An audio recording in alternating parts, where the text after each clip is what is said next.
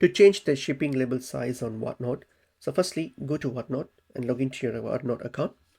Once I've logged in, you could go to the seller hub. So click on your profile on your top right there, click on it and then select to your seller hub. So go to your seller hub, once you're on the seller hub section here, on your left side menu here, click on the shipments tab. So go to the shipments page here, and once you're on the shipments page here, what we're going to do is on your top right there you will see an option called open sidebar.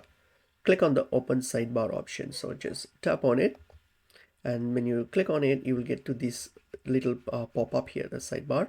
Then scroll all the way down here to your sidebar and you will see an option called default label option. So this is where you change it. So on the shipping labels next to it you will see a little pen icon, which is the edit icon next to the shipping label. So click on the little pen icon and here you have to change it. So click on the little arrow to open up the drop down menu.